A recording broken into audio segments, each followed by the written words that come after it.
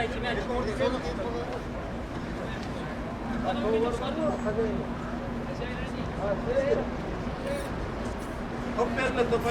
Все, сейчас будет.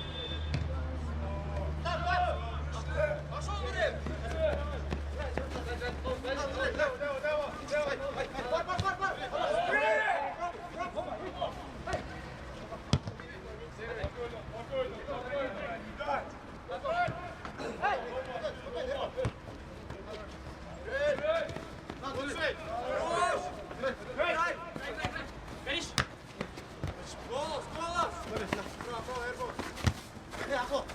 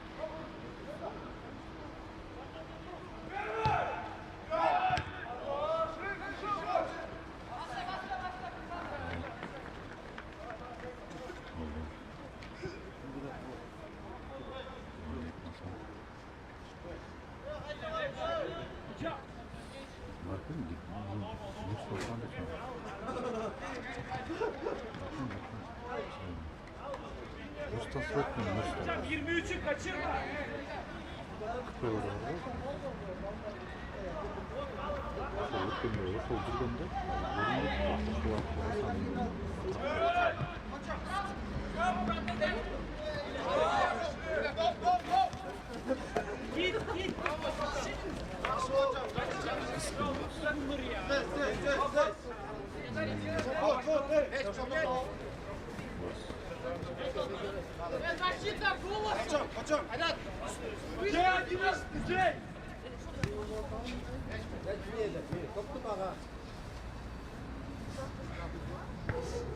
Şu Muslim bir bayraş koysam şu arden yapıyor, şu oturuyor. Az dakika öyle mi?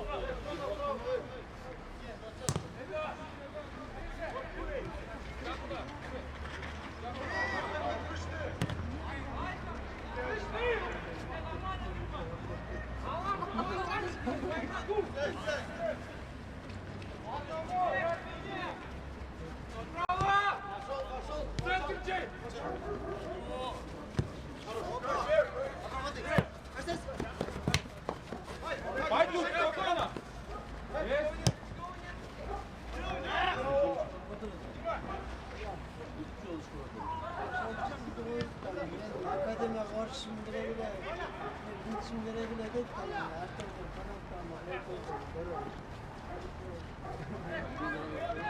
Oraya git.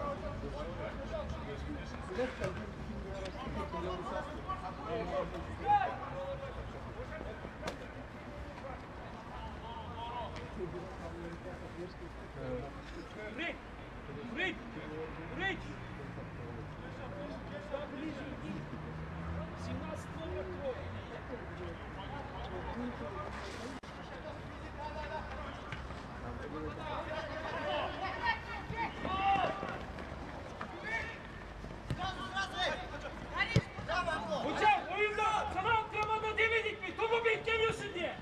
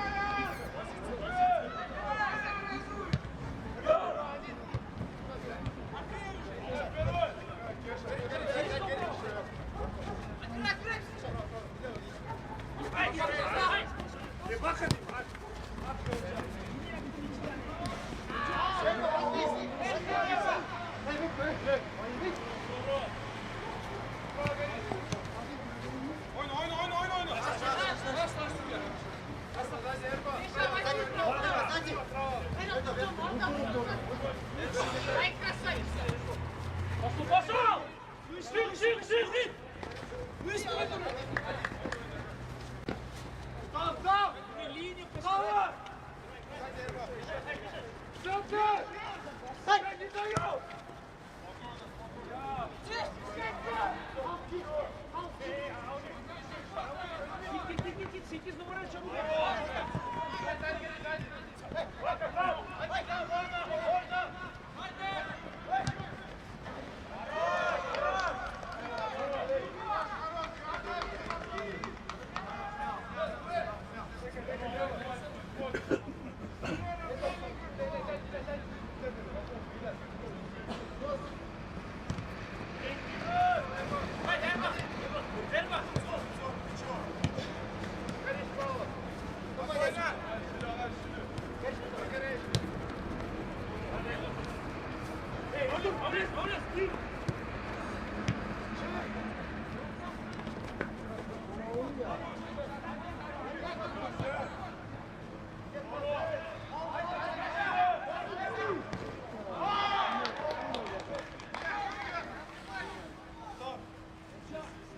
Git 5 numaraya git.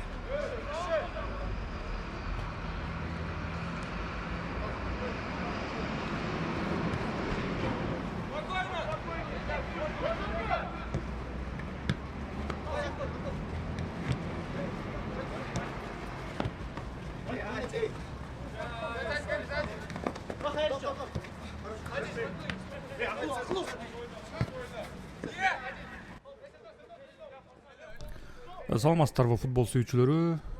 Бишкек шаарындагы дал ушул Маевка аймагындагы спорттук комплексте тагыраагы стадиондо кышкы биринчилик оюндары уланып жатканын айтып өтөлү. Азыркы тапта биздин Кыргыз спорттук каналынын түз эфиринде Гереро жана Анадолу командаларынын ортосундагы 3-чү турдук беттештер орун алууда. Буга чейинки беттештерде мына бул кышкы биринчиликке жалпы 8 команда катышып жатат жана күнүнө 4төн оюн жок, жалпы 9 команда экен. Себебинде бир командадан эс алып жатышат. Буга чейинки мына беттештер арасында Гереро мурунку беттеште Айла командасында 3-5 эсебинде жеңилип калган болчу. Ал эми Анадолу үчүн бул алгачкы же болбосо экинчи беттеши. Буга чейинки биринчи турдук беттеште 12 январь күнү тагыраагы 2-4 эсебинде Гамбург командасына жеңилип калган болчу. Мына бүгүнкү 19 январдагы беттештер оюнун Гамбург жана Мурас Сити беттеши менен башталды. Мына бүгүнкү күндүн экинчи беттеши бул Гереро жана Анадолу командаларынын ортосундагы беттеш. Гереро кимде ким улуттук лиганын беттештерин көрүп жаткан болсо жакшы таанышат. Бул кызгылт сары жана кара түстөгү формада ойноп келишет. Ал эми Анадолу командасы толугу менен ак түстө, гетралары кара экендигин көрүүдөбүз. Жана Анадолу командасы чабууда азыр соккузатууга мүмкүнчүлүк. Мындай кубаттуу эмес сокку болуп калды. Анда эмесе командалардын старттык курамдары менен тааныштырып өтөйүн. Анадолу бүгүнкү беттеште номиналдуу түрдө конок катары команда болуп саналат. Дарбазада 71-чи Абдуллаев Исламбек, 29-чу Турсунбеков Нурел, 24-чү Абдыжалилов Мирбек, 14-чү Ергешов Руслан, 25-чи Кадырбеков Байтур, 30-чу Таджинов Билал, 12-чи Абдувалиев Умар, 27-чи Ганиев Кайратбек команда капитаны, 20-чи Качкынбаев Актан, 21-чи Севим Адыл жана 28-чи Сейтханов Нурсултан.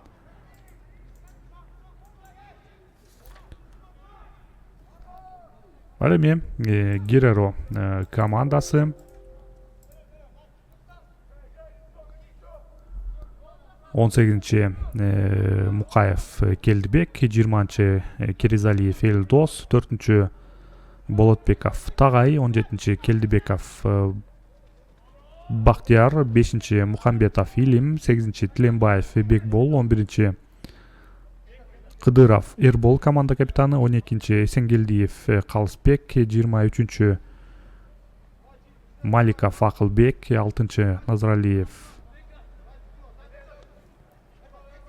Али жана дарбазада 1-чи Абдыкаимов Нурсултан команда капитаны.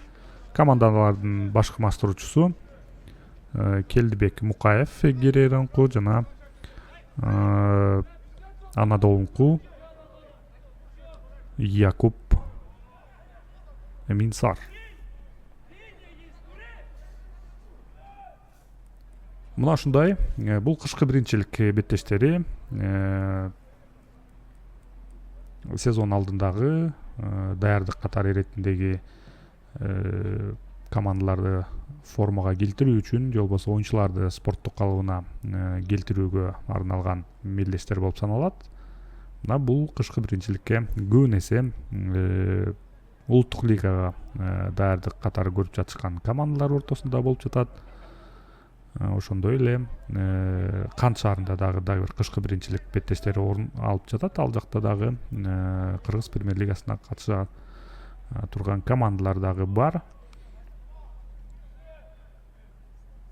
Улуттук лигада өткөнкү сезондо Анадолу командасын көргөн жокпуз. Буга чейин бир катар жылдарда Анадолу үзбөй катышып келе жаткан. Өткөнкү сезондо бир аз тыныгуу алалы дешкенби, айтор мына балким быйылкы сезондо улуттук лигадан кайрадан көрүп алабыз.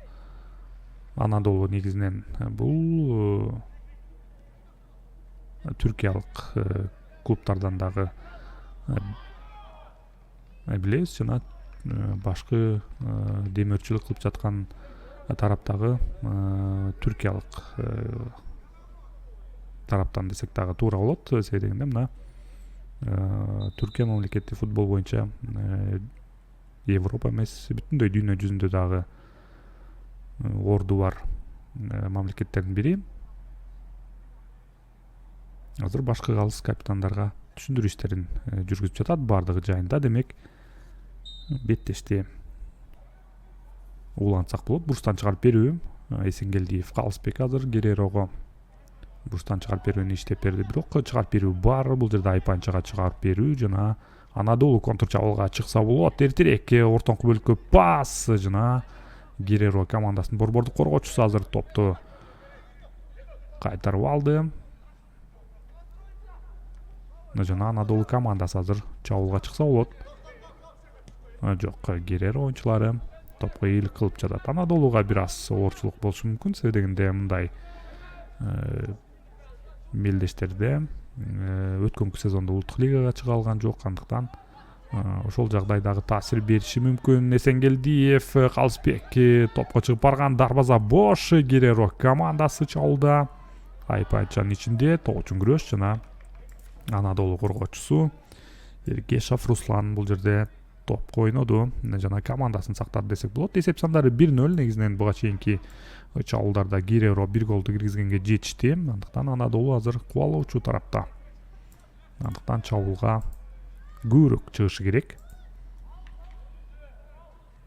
Бул беттештеги калыстар тобудагы жаш калыстардан турат десек туура болот. Себеби дегенде калыстар дагы жаңы сезонго даярдык үчүн жана жаңы жаш муундагы калыстарды дагы даярдоо иретинде мына ушундай турнирлер өтө керек болот. Башкы калыс Осмонали уулу Кайрат, ага капталда Мелис Кыштобеков жардам берет. Ооба, бул тажрыйбалуу калыс жана Садыбакасов Азамат жардам берүүдө. Жана резервдеги калыс София Немченко. Гереро топ менен өткөнкү сезондо Келдибек Мукаевдин командасы улуттук лигада өз оюндарын жүргүздү деги чекти болбой. Бул жерде топ жоготуу жана эсеп сандары теңелди. 1-1. 27-чи катар сандагы Ганиев Кайратбек эсеп сандарын теңе отурат. Гереро Анадолу эсеп сандары 1-1. Беттештин 22-чи мүнөтүндө мына ошентип Гереро коргоочусунун орой катасын пайдаланды дагы. Жыйынтыгында эсеп сандары 1-1.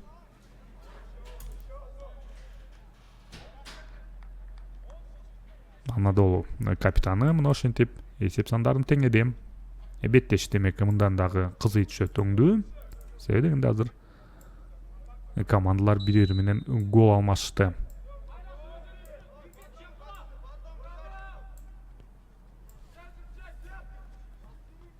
Бул кышкы биринчилик тууралуу айта турган болсок, биринчи турдук беттештер 12 январь күнү старт алган. Деги чекти болбой пенальти. Жооптук чабуулда Гереро оюнчулары азыр пенальтиге ие болуп турушат. Осмонали уулу Кайрат дароо кышкырыгын жаңыртты. Бул жерде кайталоону дагы көрсөк болчудай. Эсенгелдиев Калысбекке карата бул жерде эреже бузулган экен. Калысбек топко биринчи болгон. Эсенгелдиев өткөнкү сезондо Илбирс командасынын оюнчусу болчу. Мына сезонго азыр даярдык иретинде Гереро командасы менен ойноп жаткан өңдүү жана топто азыр Гереро оюнчусу Назаралиев. Сокку жана дарбазачы кайтарганга аракет кылды. Мына ошентип 6-чы катар сандагы Назаралиев эсеп сандарын 2-1 айлантып отурат. Гереро алдыда. Өтө кубаттуу деле сокку эмес. Дарбазачы багытты туура эле тапкан экен, бирок азыр дарбазачынын өзүнө тийип дагы гол жаралып отурат. Гереро алдыга чыкты мына ошентип. Эсеп сандары 2-1.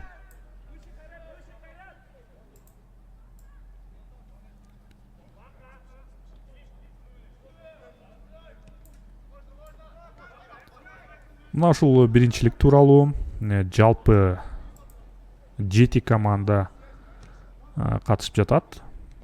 Бул кышкы биринчиликке деги чекти болбой алыстан сокку бар. Бул жерде дагы Гереро оюнчулары эсеп сандарын кайрадан өзгөрттү. 17-чи катар сандагы Келдибеков Бактияр сол бут менен сокку узатты дагы. Жыйынтыгында бул алыскы бурчка таамай барды. Жыйынтыгында 3-1. Гереро мына ошентип 2 голду катар менен киргизе алды. Биринчи турдук беттештерди айта турган болсок, Гамбург мына ошентип Анадолуну 4-2 эсебинде жеңген. Намыс Гереро Мурас Сити менен ойногондагы 1-2 эсебинде жеңилип калган. Ал эми Айла командасы Акбарс командасын 6-0 эсебинде жеңип алган. Экинчи турдук оюндарда Акбарс командасын Гамбург 5-1 эсебинде жеңген. Ал эми Айла командасы Герерону 5-3 эсебинде утуп алса, Мурас Сити менен алга эсеп сандары 2-2 болгон.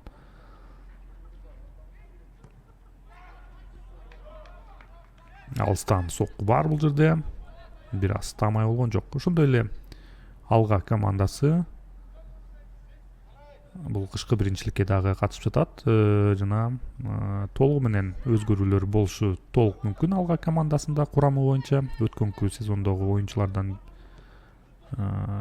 аз гана оюнчулар алгада калышы толук мүмкүн. Жана бул курамды азыр жеткен маалыматтар боюнча жаштар курама командасынын оюнчуларынын көпчүлүгү түзүп калышы толук мүмкүн.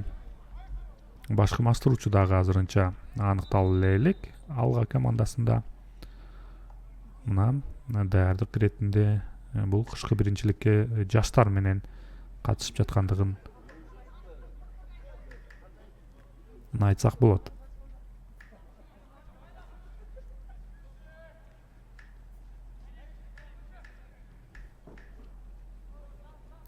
Ал эми кантта өтүп жаткан кышкы биринчилик тууралуу ал жерде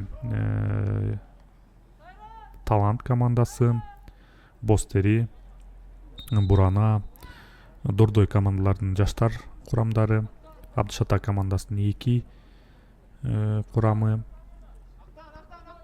жана Джо командасы катышууда.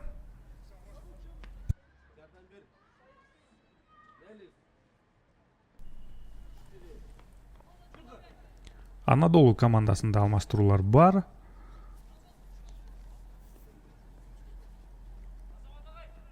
Элүү биринчи катар сандагы Алмазов Фадис дарбазаны алмаштырды. Ошондой эле Казиев Улукбек 26 катар санда оюн таласына чыгып отурат.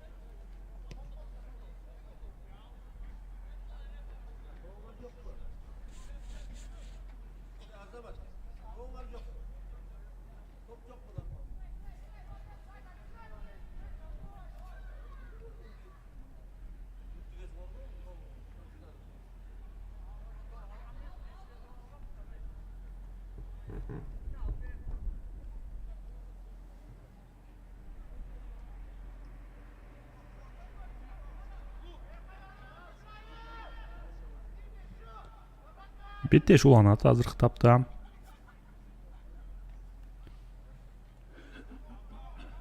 Ауттан чыгарып берүү. Жана ортоңку бөлүктө топ үчүн күрөш азыр Гереро оюнчулары топ менен. Алдыга чыгарып берүү бар. Оң капталга пас чыгарса болот, бирок ортоңку бөлүктө азыр Анадолу оюнчулары топко ээлик кылууда.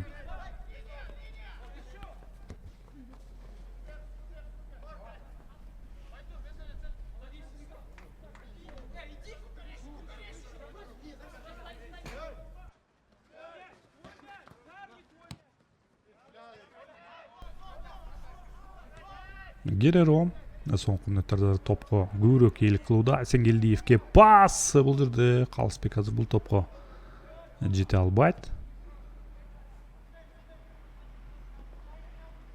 Жана эми гана топко ээлик кылды, бирок бул жерде офсайд.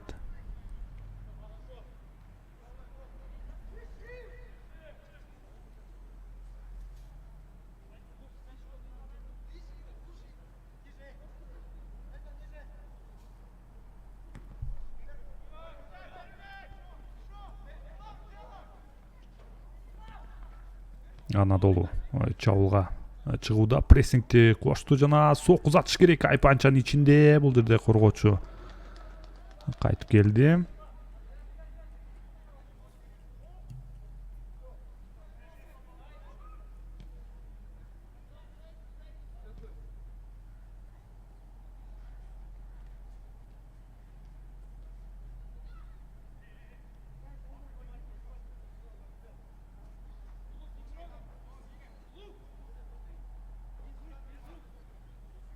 Жана бурчтан чыгарып берүү азыр.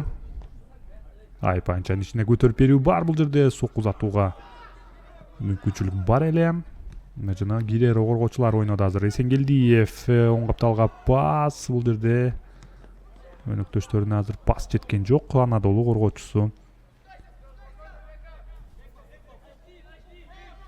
кайтып келди азыр. Гиреро чабуулда, Айпанчанын ичинде. Жана Анадолу коргоочулары өз ордунда.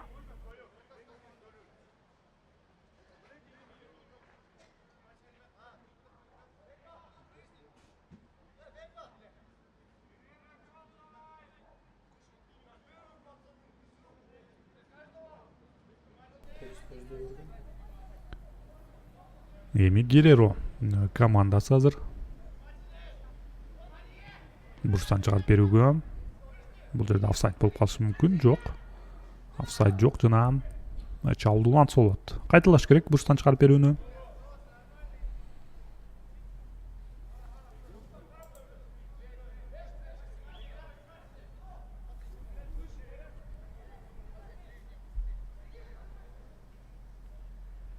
Беттештин азыр 32-мүнөтү жүрүп баштады.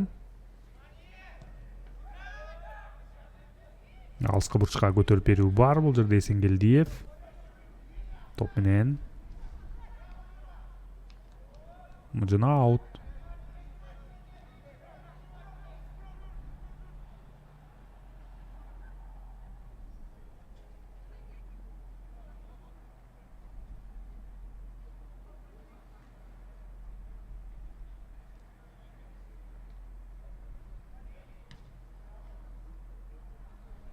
Бурчтан чыгарып берүү Гиреро оюнчулары.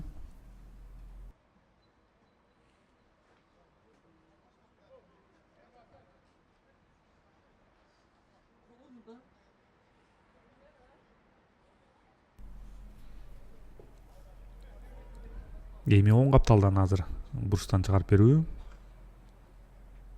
Гиреро оюнчулары, дээрлик көпчүлүк оюнчулар азыр Айпанчанын ичинде. Анадолу командасында калыстын ышкырыгы.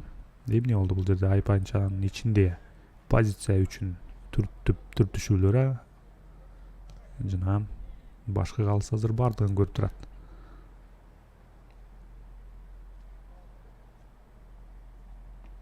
Жети оюнчу Айпанчанын ичинде. Гиреро оюнчуларын байкасаңыздар.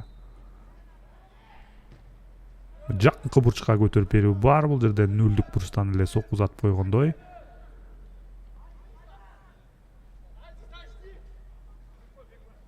Жана Анадолу дарбазачысы азыр топто оюнга кошту.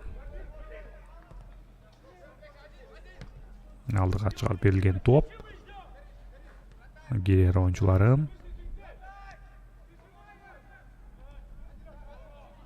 оң капталга.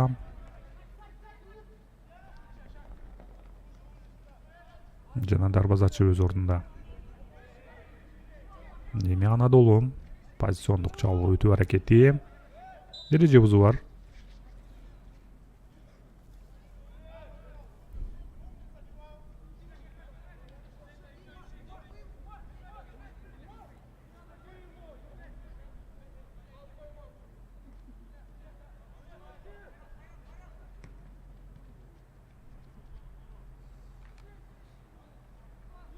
Сол капталдан аут.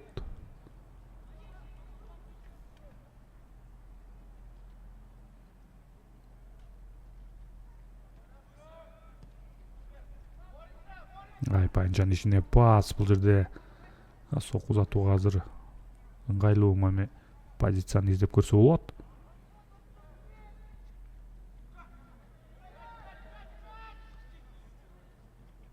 жана Анадолу оюнчулары топто. Оюндун ыргагы дээрлик азыр басаңдай түштү. Бир аз азыр топтун жүрүшүн ылдамдыгын көбөйтүш керек. Антпесе Анадолу командасы азыр бул беттеште дагы азыр упай алууга өтө оор болот.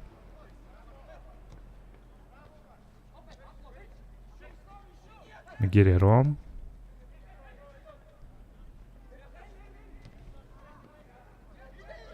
Сол капталга пас. Бул жерде Эсенгелдиев. Бир оюнчуну жазгырып өттү. Айпанчанын ичине пас. Жана сокку узатса болот. Сокку бар. Тамай эмес.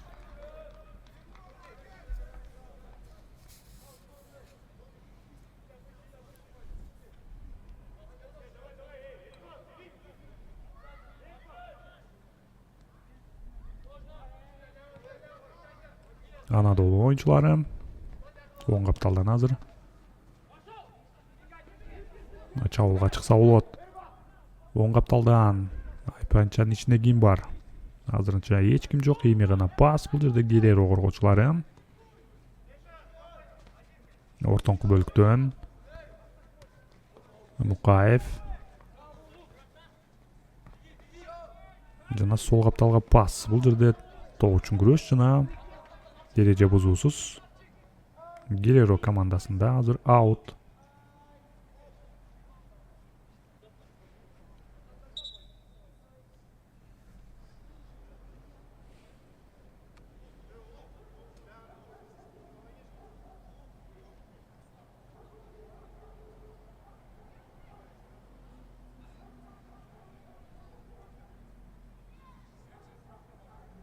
Мелспеков Илим азыр жаракат алып калган. Дарыгердин көзөмөлүндө.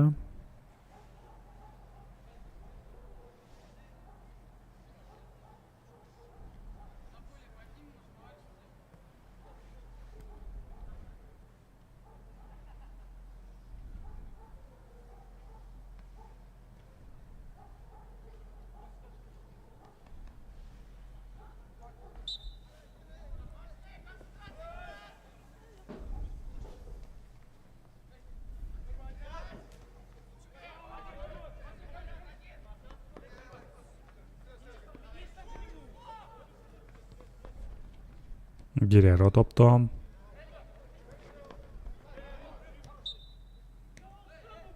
Бул жерде фол. Анадолу оюнчулары топ менен калды.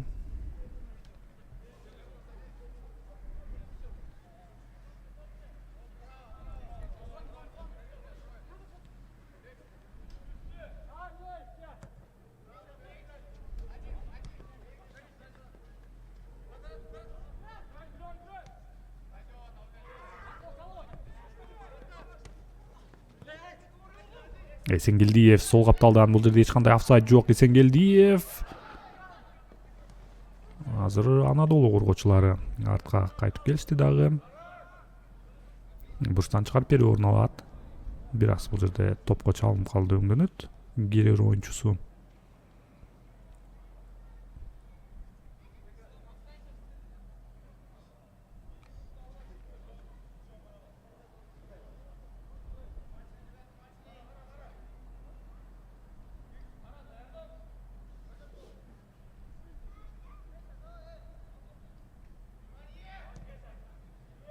Айпанчанын ичине көтөрүп берүү бар. Бул жерде Анадолу дарбазачысы ойноду. Алмазов. Жана аут. Оң капталдан.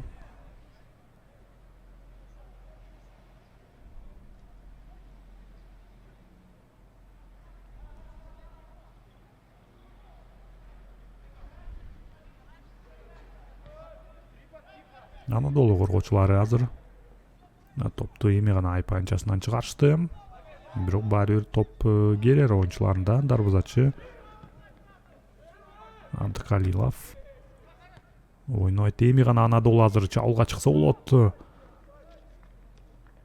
Сокку деле узатса болот болчу. Бул жерде эртерээк чечим чыгарыш керек. Жыйынтыгында топ жоготуу.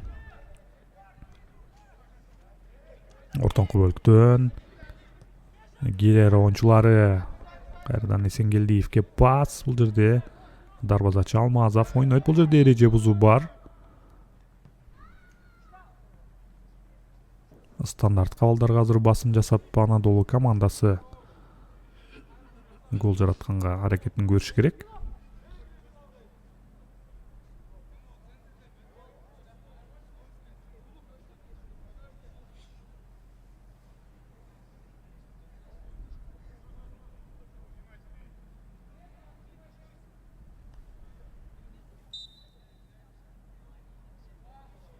Таджинов Билал топто. Дарбазаны көздөй сокку бар бул жерде. Тамай эмес.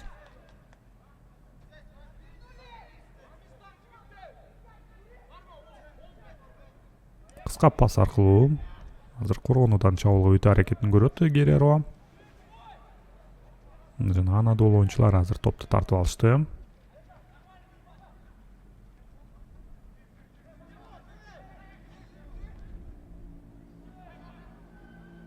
Эсенгелдиев кайрадан азыр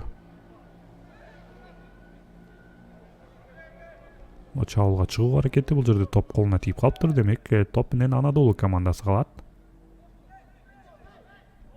Биринчи таймдын башкы каарман десек дагы жараша төңдүү. Эсенгелдиев Калысбек Гереронун чабуулчусу. Оң капталдан Гереро кайрадан Айпанчанын ичине пас. Сокку затса болот бул жерде. Сол бут менен сокку бар бул жерде. Алмазов Адис өз ордунда. 42 минут жүрүүдө.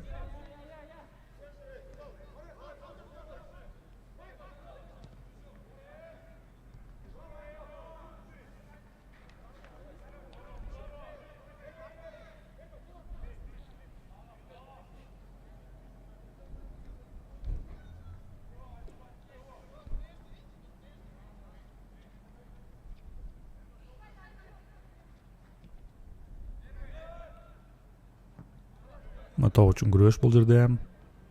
Герера оюнчулары топту тартып алышты. Мукаев. Топ Эсенгелдиевке жеткен жок, бирок баары бир. Маликов Акылбек жана Анадолу коргоочулары топту алдыга чыгарганга жетишти. Бирок ортоңку бөлүктө Герера оюнчулары өз ордунда. Эсенгелдиев Айпанчанын ичине пас жаман эмес, бирок Анадолу коргоочусу кайтып келди.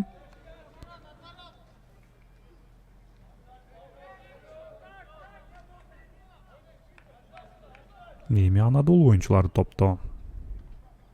Кыска пас аркылуу ортоңку бөлүктөн топ жоготуу. Гереро топто. Оң каптал менен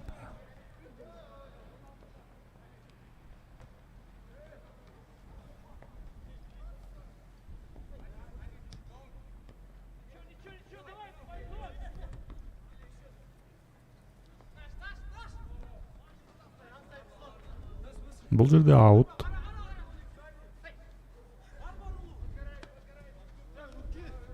Герера оюнчулары Эсенгелдиев Калысбек бул жерден топ жоготту жана оң каптал менен Анадолу чабуулга чыкса болот.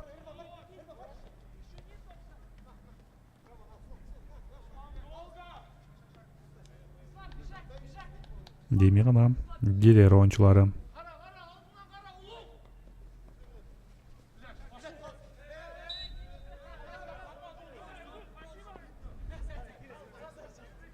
бул жерде эреже бузулду.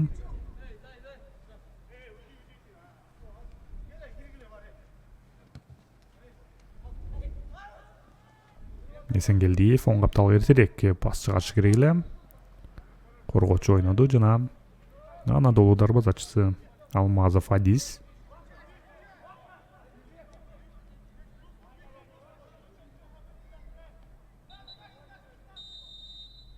Муну менен биринчи тайм соңуна келип жетти. Гереро Анадолу эсеп сандары 3-1 азыр тынуудан кийин бул беттеш түз эфирде уланат.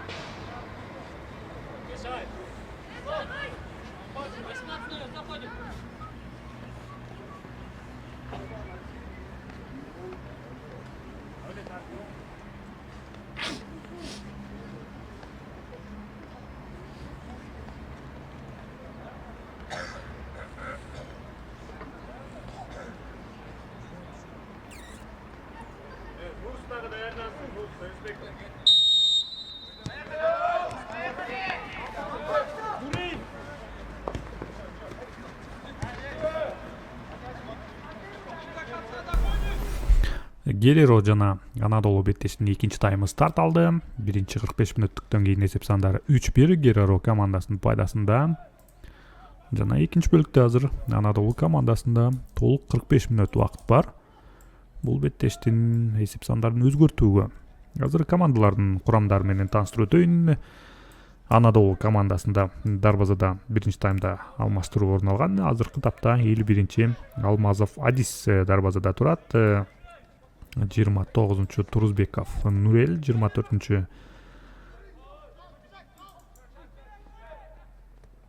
Абдыгалапов Мирбек, 25-чи Кадырбеков Бектур, 14-чү Ергешов Руслан, 30-чу Таджинов Билал, 12-чи Абдывалиев Умар, 27-чи Ганиев Кайратбек команда капитаны, 20-чы Камчыбеков Актан, 21-чи Севим Адыл жана 28-чи Сейитханов Нурсултан.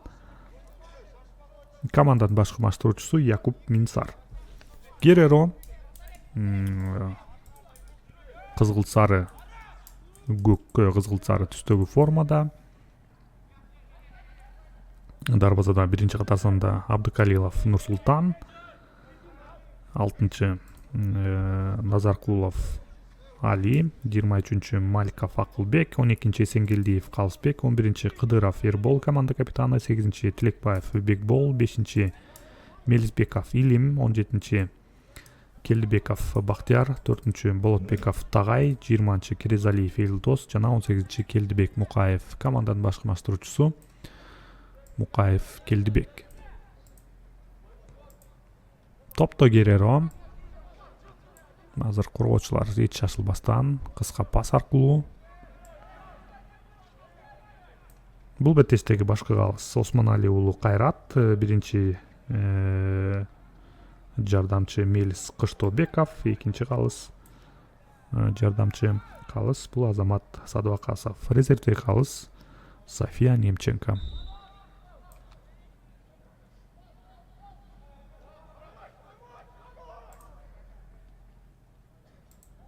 Анадолу азыр топ менен калды. Оң капталда чыгарып берүү бар. Эреже бузулган экен демек. Азыр Айпанчанын ичине түз эле көтөрүп берсе болот. Дал ошондой Айпанчанын ичине көтөрүп берүү бар, бирок азыр сокку жок. Гереро коргоочулары топту Айпанчанын сыртына чыгарышты. Дароо контур чабуул. Эсенгелдиев сол капталдан эртерээк өнөктөшүнө пас чыгарыш керек. Оң капталга пас, бул жерде офсайд. Гереро командасына азыр потенциалдуу кооптуу чабуулу. Мына ушул офсайдтан жокко чыкты азыр.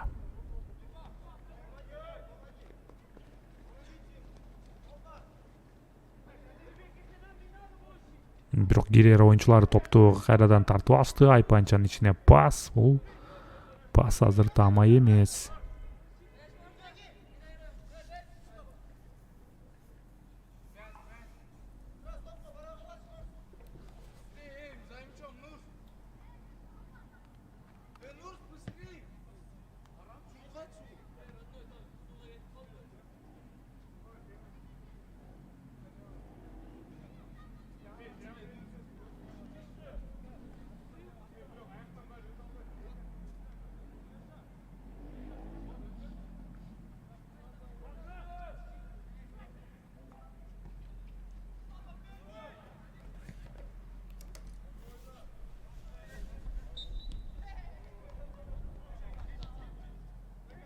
Guerrero topто бул жерден айып сокку белгиленген болчу.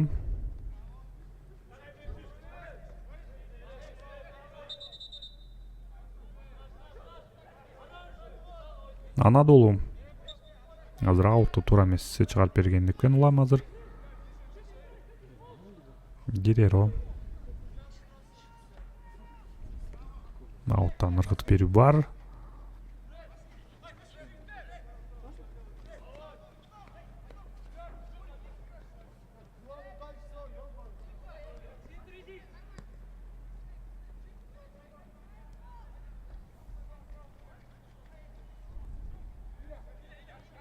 Ортоңку бөлүктө Guerrero оюнчулары Мукаев жана топ жоготуу бул жерден. Сарайып кагазын деле берсе болот. Дал ошондой. Сарайып кагаз. Guerrero оюнчусу 5-катар сандагы Милспека Филим азыр Сарайып кагазын алды.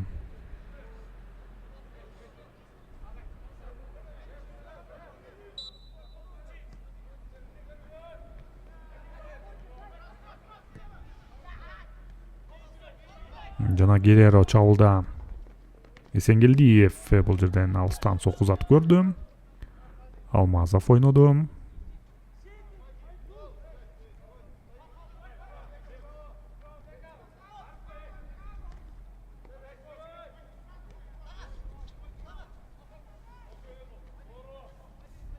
Жана Guerrero чабуулда азыр кайрадан. Айпанчанын ичине пас. Офсайд. Офсайд белгиленген экен.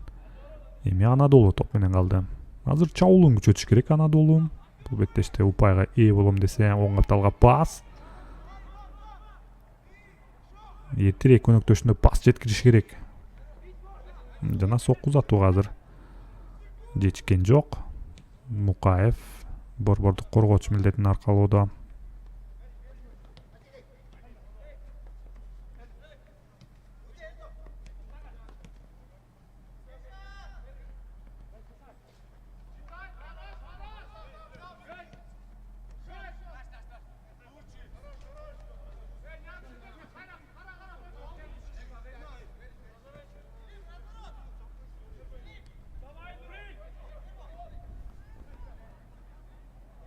Топ менен Анадолу оң капталга пас Айпанчанын ичине бул жерде дарбазачы азыр өз ордунда. Абдыкалилов, Нурсултан.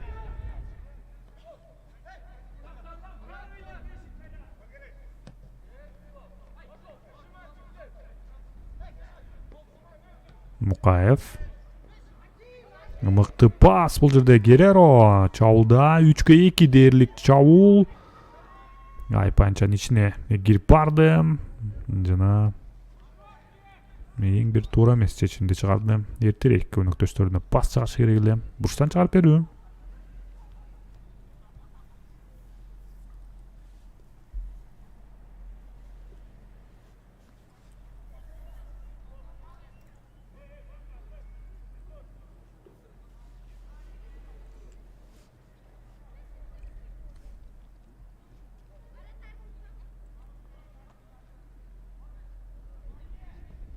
Чыгарып берүү бар Айпанчанын ичинде. Алмазов экинчи кабатта күрөш.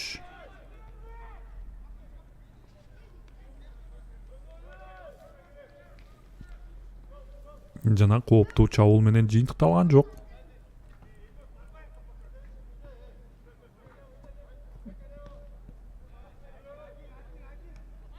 Алмазовдун пасы тама эмес. Guerrero чабуулда Эсенгелдиев кайрадан сокку узатат. Бул жерде топ калыска тийип калды. Жана топ менен Анадолу оюнчулары калды.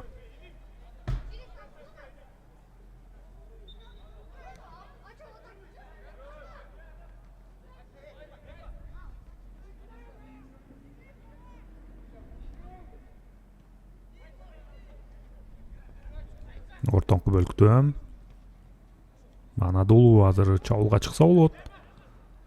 Бирок тийгиче болбой Guerrero коргоочулары. мыкты таризде ойноп жатышат бул жерде. Эч кандай катага жол берген жок. Биринчи таймдагы эле орой катага жол берген болчу. Ошонун негизинде бир голду жаратышкан Анадолу. Бирок экинчи бөлүктө эч кандай катага жол бербей ойноп жатышат.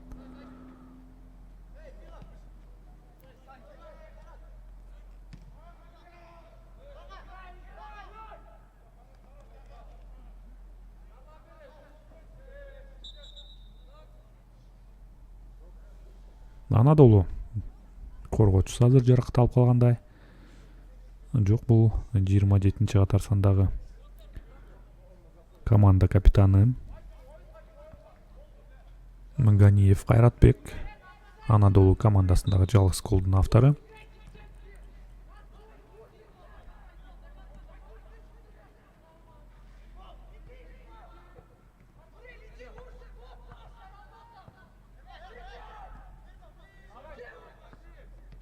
Гереро топтон.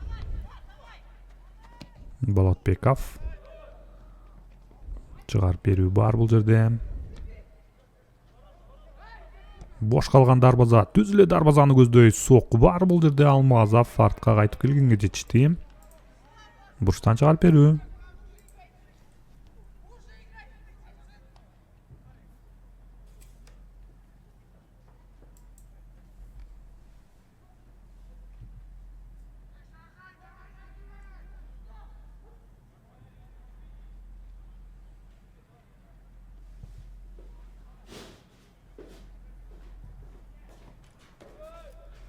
Көтөрүп берүү бар бул жерде. Жана Алмазов. Надис.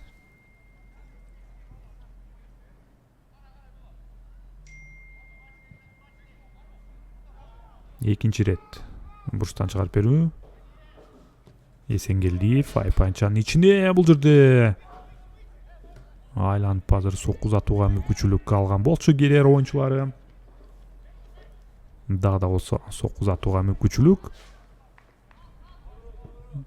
Азыр стандарт кабал.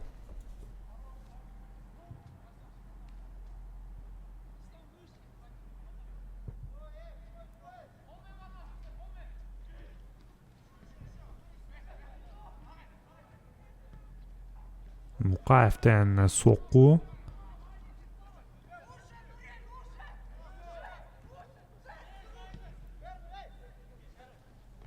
Азыр Алмазов ойноду. Анадолу азыр экинчи бөлүктө уюштурулган чабуулга чыга албай жатат. Дээрлик 12 мүнөт артта калды.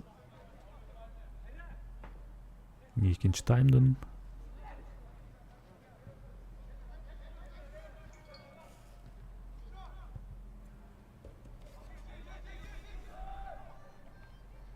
Гереро чабуулда. Эсенгелдиев топту тартып алды бул жерден. Жаракат алып кала жаздады. Жана эреже бузуу катталды бул жерде.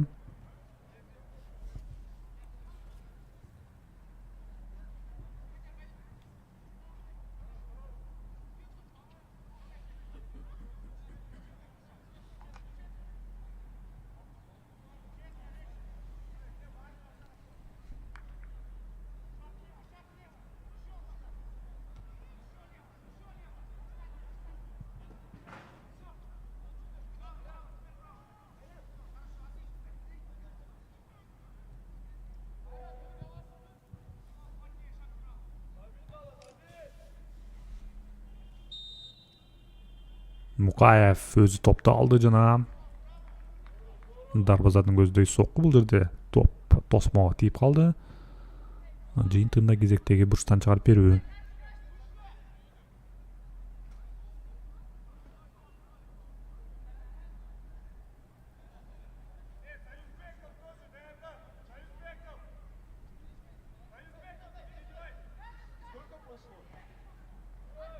Бурчтан чыгарып берүү бар. Алмазов кезектеги топто биринчи азыр.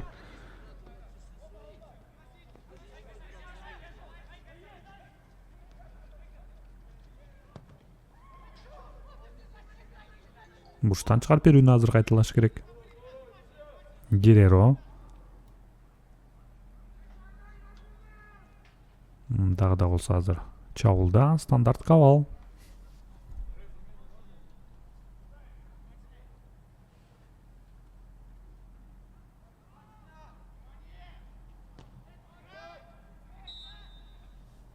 Эреже бузуу чабуулда жыйынтыгында топто азыр Анадолу командасы калды.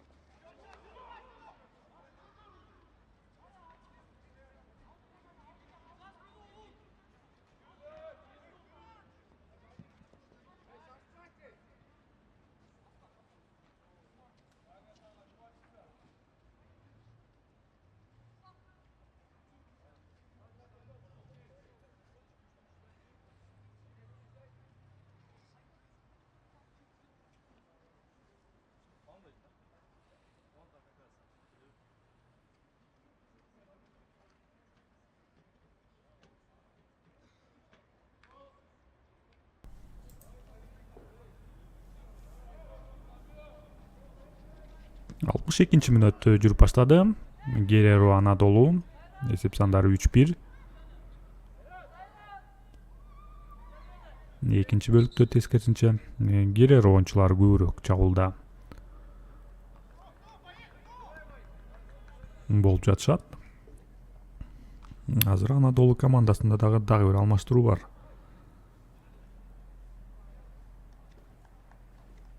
Капарбеков Байел азыр оюн талаасына чыгат. Жана Гереро командасында дагы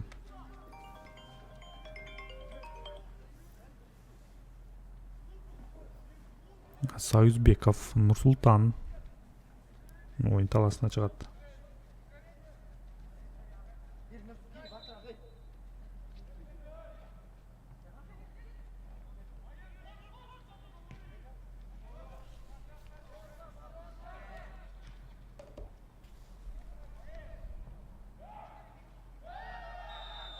Пенальти. Бул жерде башкы калыс пенальти коюп берүүдө жана Сарайып кагазы. Абдыкалилов Нурсултанга. Түшүнүксүз эреже бузуу, эч кандай кереги деле жок болчу. Ооба, атаандашка тийген экен демек.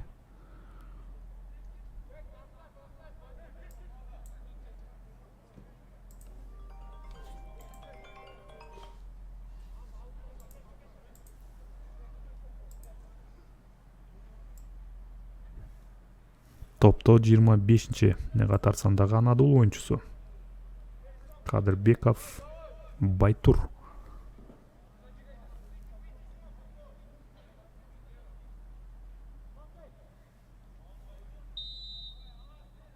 Калыстын ышкыры жаңырды. Сокку жана гол. 3-2.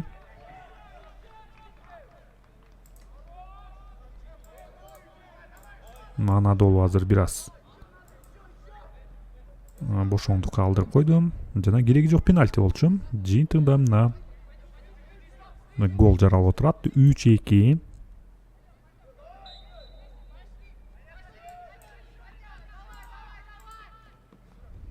Эми Гереро оюнчулары топто.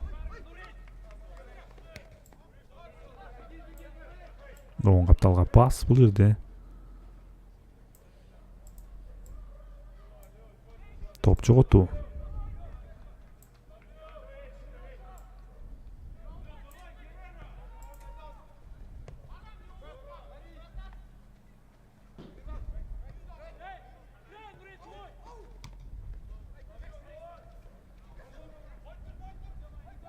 Гереро азыр чабуулга чыгуу аракети бул жерден. Айпанчанын ичине пас жана оң капталдан Анадолу коргоочусу бул жерде жана чабуулга пас.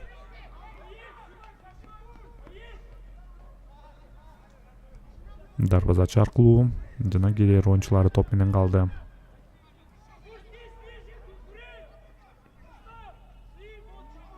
Сол каптал менен чабуул Гереро Айпанчанын ичине кирип барды бул жерде. Өнөктөшүнө пас сокку жана топ Гереро коргоочусунун колуна тийип калган болчу. Бирок алыстын ышкырыгы үнсүз. Гереро оюнчулары түшүнсө болот. Бирок Анадолу коргоочусу атайын ойногон эмес бул кол менен. Демек мындай учурда пенальти көпчүлүк учурда берилбейт. Эгер деле денесине чоңойтуу үчүн, кеңейтүү үчүн колун койгон болсо анда пенальти талашсыз түрдө коюлмак. Бирок бул жерде топ колду тапты, тескеринче эмес. Кол топту тапкан жок. Мына ушундай чечим менен түшүндүрсө болот. Башка калсын чечимин. Сол капталдан Гереро чабуулда.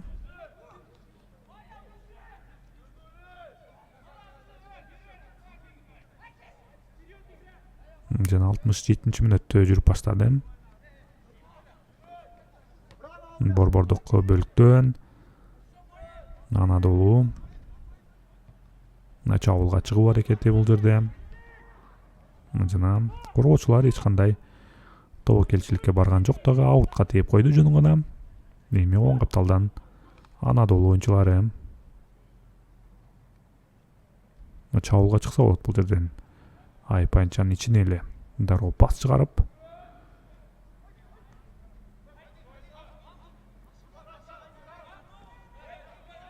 Гереро чабуулда. Өнөктөшүнө пас.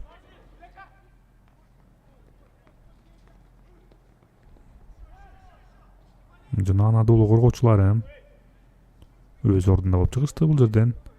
Аут Гереронун пайдасында.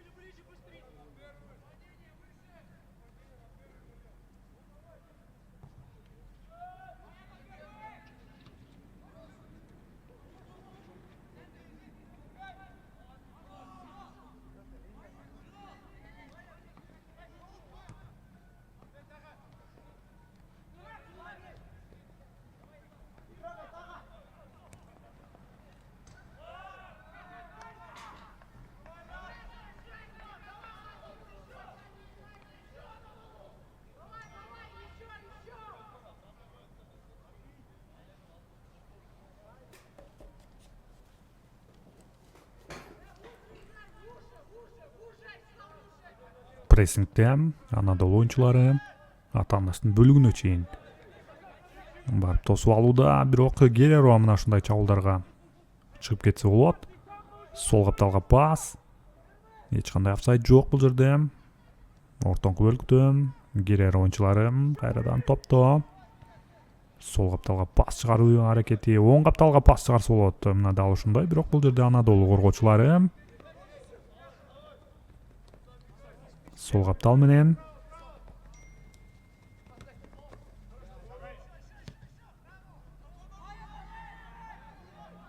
жана оң капталга пас.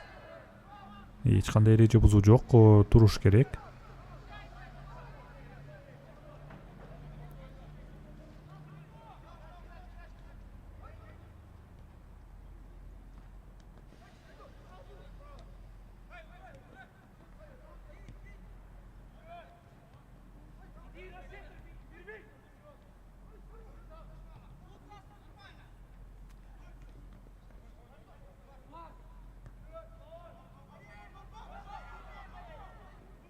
оң капталдан бул жерде Гереро коргоочусу ойноду. Жыйынтыгында азыр аут.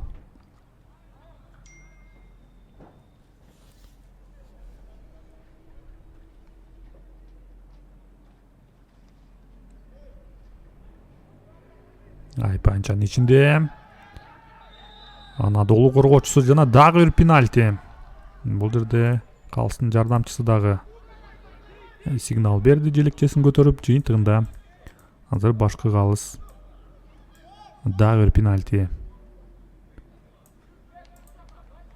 коюуда. Азыр кайталоодан көрсөк болот. Ооба, Гереро коргоочусу топко ойнобогон экен. Атаандаштын бутуна тийип калган. Жыйынтыгында азыр Анадолу оюнчусу жаракат да калып калды. Жана беттештеги экинчи пенальти. Бул 29-катар сандагы Турузбеков Нурел болду.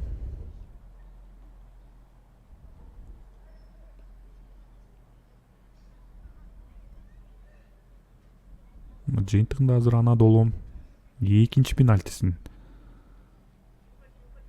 ишке ашырган турат. Топто Кадырбеков Байтур болот. Өңдүү дагы бир жолу.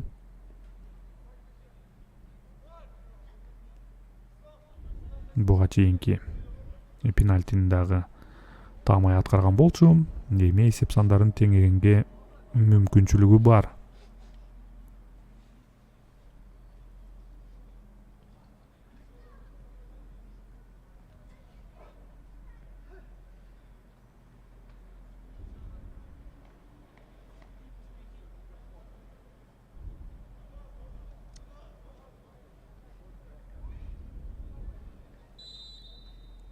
Калстын ышкырыгы жаңырды.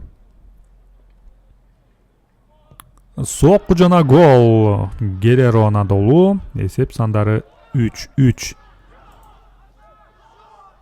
Кадырбеков Байтур бүгүнкү беттештеги дублдун автору. Жана дарбазачы бул багыттын тапкан эмес. Жыйынтыгында 3-3. Эсеп сандары.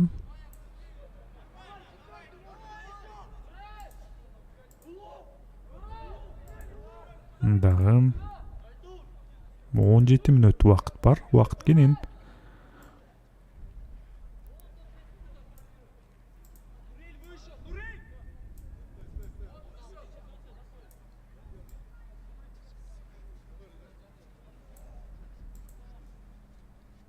Жана алмаштыруулар Анадолу командасында.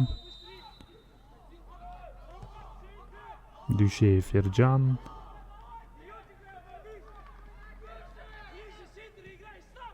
Мацымов Арафат жана 16-чы Абдыраимов Атай.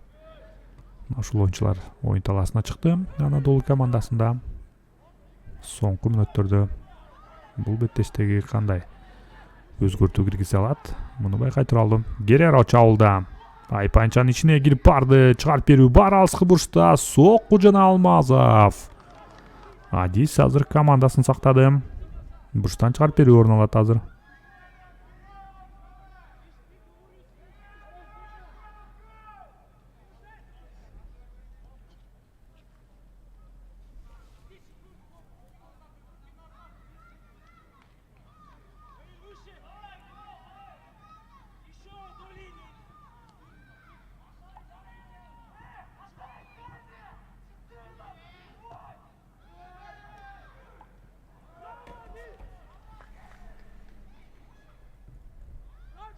Бул жерде аут.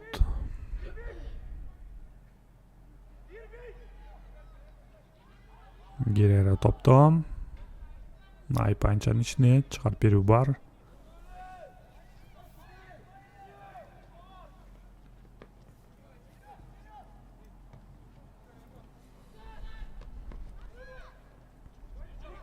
Талаанын ортоңку бөлүгүндө топ үчүн күрөш. Анадолу оюнчулары азыр эсеп сандарын теңеген соң өзүнө болгон ишеним жогорулады. Мына соңку 15 мүнөт убакыт калды. Кайсы команда азыр 3 ұпайга ээ болууга мүмкүнчүлүгү бар.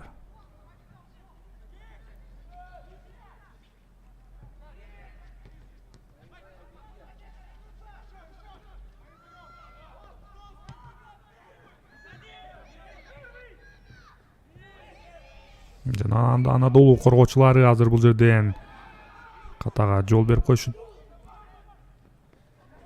толук мүмкүн. Айпайчанын ичинде жана Герера оюнчусу кирип барды.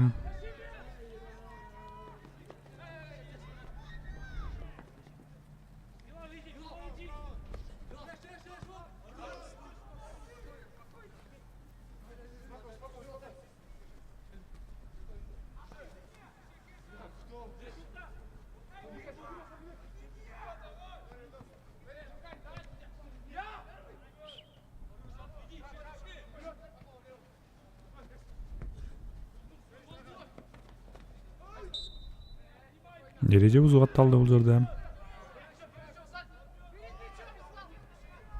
Гереро топту. Болотбеков чыгарып берүү бар бул жерде. Өнөктөштөрүнө топ жеткен жок. Оң капталдан аут. Ошол эле Болотбеков тагай топту оюнга кошкон турат.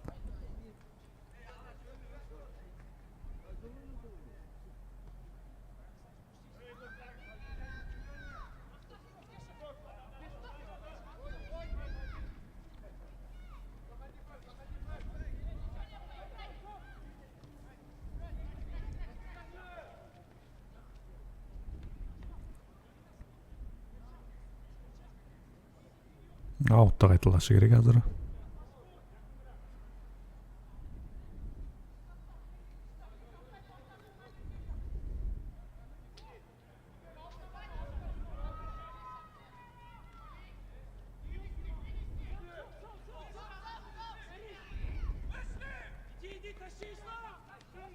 Сол капталдан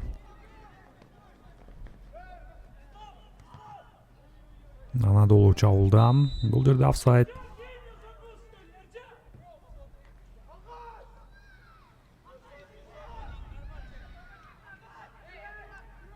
Мухаев.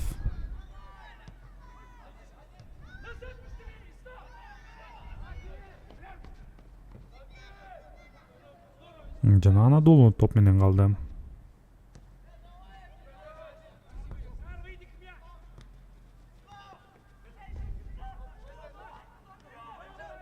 Катага жол берип койду. Оң капталга эртерээк пас чыгарышы керек.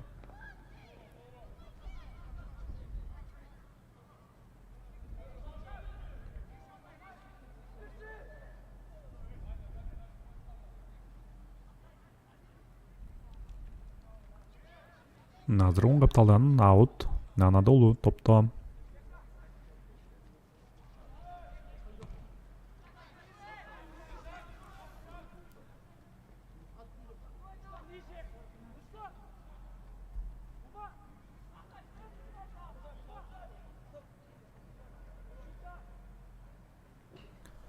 Бүгүнкү беттештер тууралуу айта турган болсок, эртең мененки Гамбург Мурас Сити оюну орун алды. Андан кийин бул күндүн экинчи беттеши. Мындан соң азыр Алга менен Айла командалары ойнойт жана соңку беттеште Чемпион командасы менен Ак Барс командалары кескелет.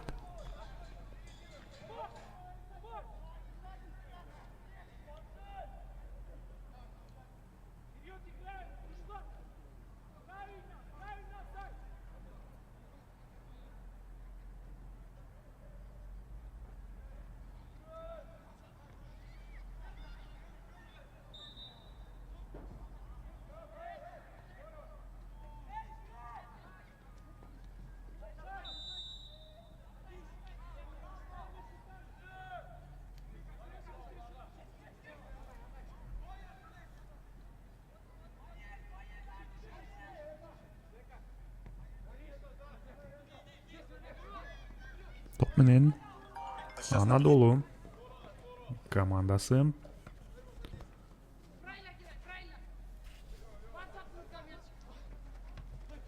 Сол капталдан потенциалдуу азыр кооптуу чабуулга чыгуу аракети бар.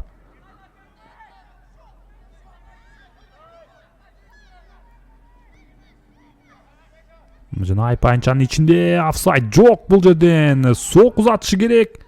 Сок жана гол.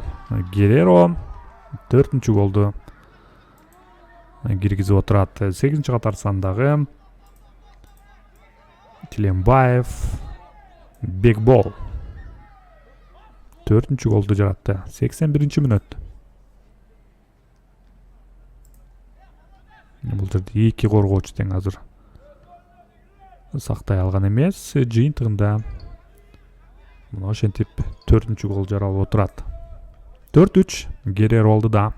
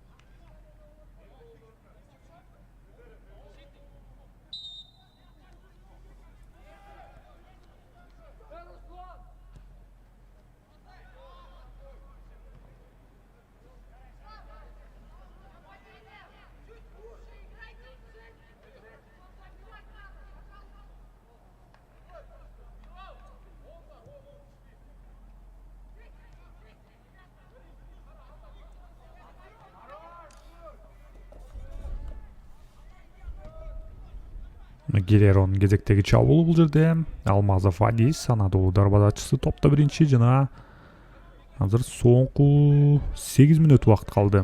Анадолу азыр чабуулун күчөтүш керек. Бирок бул жерде кайрадан Гереро бурчтан чыгарып берүүгө ээ болду. Стандарт кабал.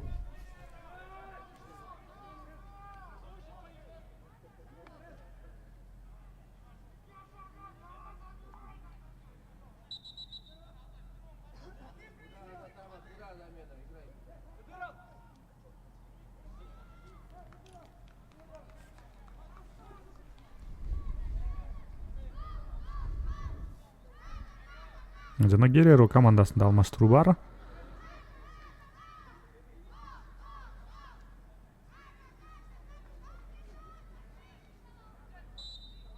Байышбеков Эрбол оюн талаасына кошулду 2-чи катар санда.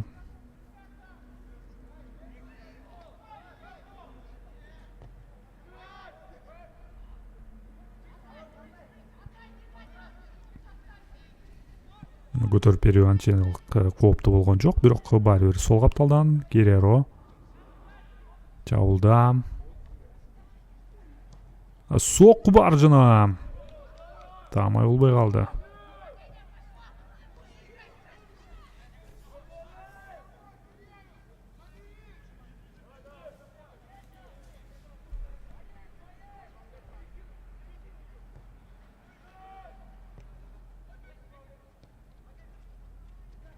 Сол капталдан Гереронун кезектеги чабуулу 84-чү мүнөт азыр аяктап калды. Айпайынчанын ичине пас жана кезектеги бурчтан чыгарып берүү. Бурчтан чыгарып берүүлөрдүн саны боюнча азыр Гереро статистикасы өтө жогору болууда.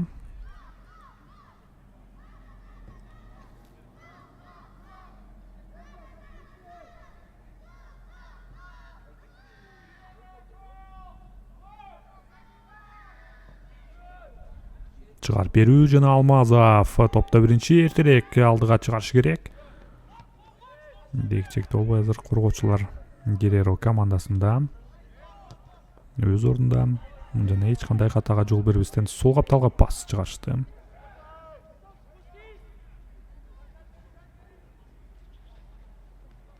Кезектеги бурчтан чыгарып берүү орун алат азыр. Гереро командасынын пайдасында.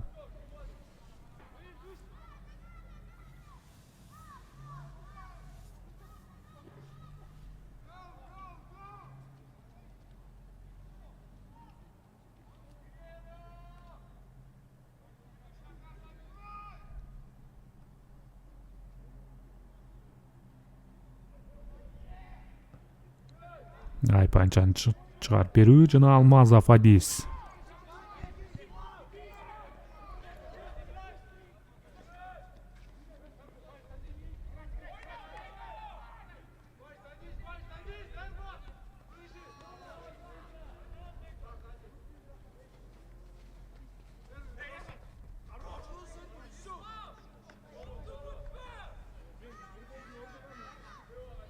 Сол капталдан аут.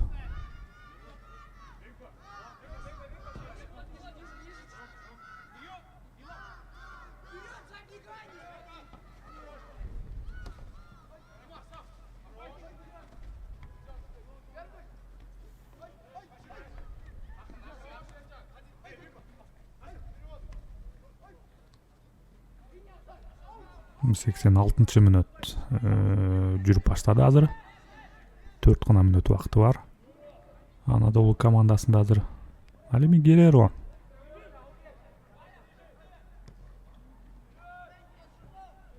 Дагы да болбостон азыр чабуулга чыгып ойноо менен аракет кылууда.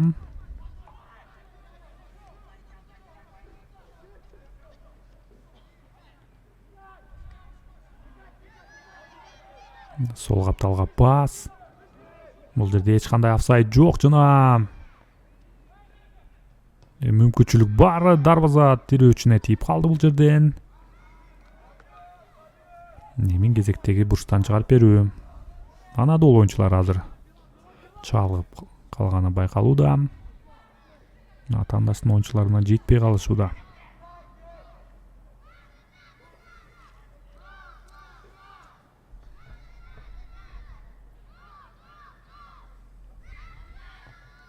Айпанчага көтөрүп берүү, сокку жана гол. Мукаев Келдибек баары бир мына неченчи бурчтан чыгарып берүүдөн кийин эсеп сандарын өзгөртө алды. 5-3. Келдибек Мукаев. Айынчанын ичинде атандашы жетпей калган. Бою дагы узун бул оюнчунун. Жыйынтыгында мына ошентип эсеп сандарын 5-3-кө айлантты.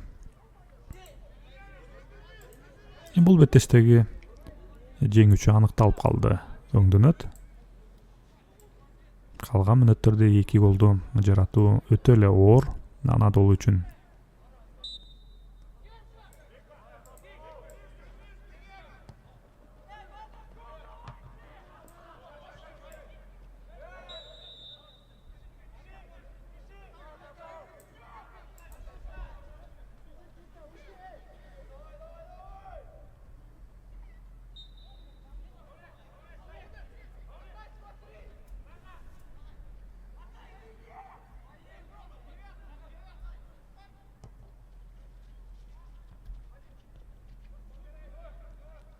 Гереро топто. Бул жерде аут азыр.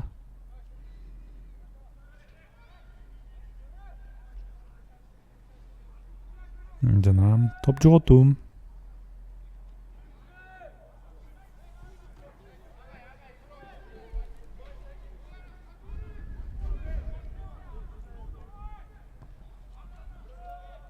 Seksen тогузунчу мүнөт жүрүп баштады.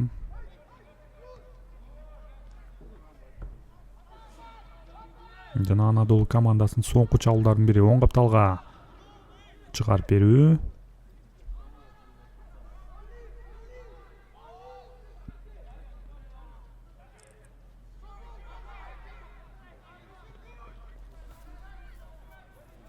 Токсонунчу мүнөт жүрүп баштады. Эми Гереро оюнчулары эч шашылбайт бул жерде. Топ үчүн күрөш. Жок, бул жерден майнап чыккан жок. Дарбазачы ойношу керек.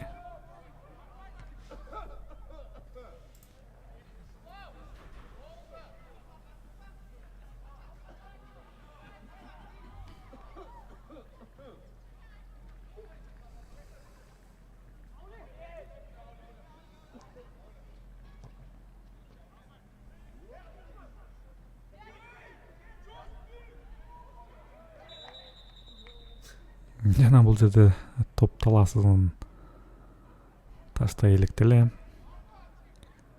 болбой кызматын аткарып жаткан жаш жигит азыр топко чыга калды. Ал балага азыр кызыл айып кагазын көрсөтүп койсо деле болот. Жок, мындай учурда азыр топто Гереро болду. Мына ушун менен финалдык кышкырык Гереро Анадолу бүгүнкү эсеп сандары 5-3 Гереро командасынын пайдасына чечилди. Ал эми Анадолу командасына экинчи таймда эсеп сандарын теңегени менен соңку мүнөттөрдө азыр 2 голду өткөрүп алышты. Мына ошентип кышкы биринчиликтин кезектеги беттеши мына ушундай эсеп сандары менен жыйынтыкталды. Сиздер менен мен Адилет Керимбек уулу бул беттешти баяндадым. Футболдон көрүшкөнчө саламатта болуңуздар.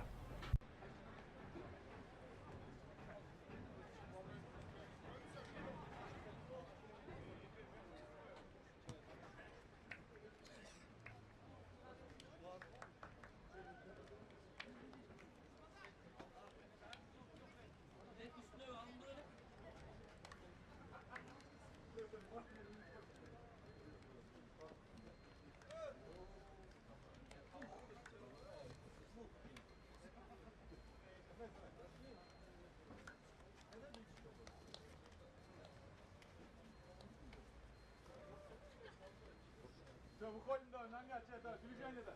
Основа.